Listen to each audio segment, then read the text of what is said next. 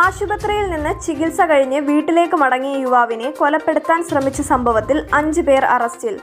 പരവൂർ നെടുങ്ങോലം പുന്നമുക്കിൽ ചരുവിള വീട്ടിൽ 31 വയസ്സുള്ള ഷിജു, പുന്നമുക്കിൽ വിപിൻ വിലാസത്തിൽ 33 വയസ്സുള്ള സരുൺ എന്ന് വിളിക്കുന്ന വിപിൻ, ഒഴുകുപാറ ചരുവിള വീട്ടിൽ 41 വയസ്സുള്ള രാജീവ്, ഒഴുകുപാറ അനുഗ്രഹയിൽ 41 വയസ്സുള്ള അനൂപ്, പുന്നമുക്ക് കുന്നുംപുറത്ത് വീട്ടിൽ 46 വയസ്സുള്ള ബിനു എന്നിവരെയാണ് പരവൂർ പോലീസ് അറസ്റ്റ് ചെയ്തത്. പരവൂരിൽ കഴിഞ്ഞ 14-ാം തീയതി വൈകിട്ട് 4 മണിയോടെയായിരുന്നു സംഭവം.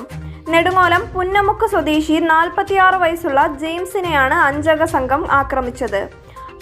ആക്രമണത്തിൽ ആന്തരികാവയവങ്ങൾക്ക് ഗുരുതരമായി പരിക്കേറ്റ ജെയിംസ് കൊല്ലത്തെ സ്വകാര്യ മെഡിക്കൽ കോളേജിൽ ഇപ്പോഴും തീവ്രപരിചരണ വിഭാഗത്തിൽ ചികിത്സയിലാണ്.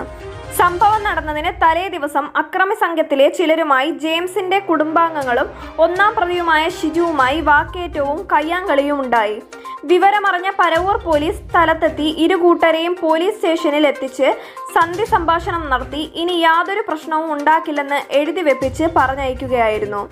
എന്നാൽ തൊട്ടടുത്ത ദിവസം സുഹൃത്തിനൊപ്പം നെടുങ്ങോലം രാമറാവു ആശുപത്രിയിൽ ചികിത്സ കഴിഞ്ഞ് ഓട്ടോയിൽ വീട്ടിലേക്ക് പോകുന്നതിനിടെ ഓട്ടോ തടഞ്ഞു നിർത്തി ജെയിംസിനെ വലിച്ചു താഴെയിട്ട് അതിക്രൂരമായി മർദ്ദിക്കുകയായിരുന്നു. ജെയിംസിനൊപ്പം ഉണ്ടായിരുന്നയാളെ അക്രമികൾ വിരട്ടിയോടിച്ചു.